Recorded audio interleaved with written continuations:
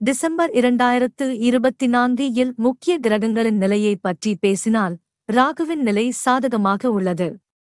குரு 7வது வீட்டிலும் 4ஆம் வீட்டுக்கு அதிபதியான சனியும் 5ஆம் வீட்டுக்கு 5ஆம் வீட்டிலும் அமைவது மிதமான சாதகமாக கருதப்படலாம். கேது 12ஆம் வீட்டில் சாதகமற்ற நிலையில் காணப்படுகிறார்.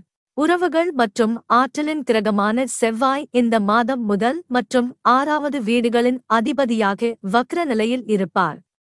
இதன் காரணமாக உங்கள் தொழில் மற்றும் நிதி வாழ்க்கையில் ஏற்ற தாழ்வுகளை சந்திக்க நேரிடும். வாழ்க்கை முறையிலும் குடும்பத்திலும் பல மாற்றங்கள் ஏற்பட வாய்ப்பு உள்ளது. இந்த மாதத்தில் தொழில் கிரகமான சனி உங்களுக்கு சாதகமற்றதாக இருப்பதால் உங்களுக்கு வேலை அழுத்தம் அதிகரிக்கும் வாய்ப்பு உள்ளது.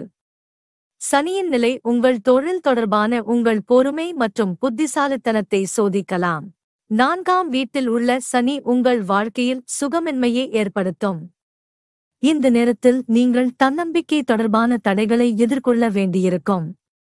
சுக்கிரன் 4வது வீட்டில் இருக்கும்போது நீங்கள் குடும்ப வாழ்க்கையில் பிரச்சினைகளை சந்திக்க நேரிடும்.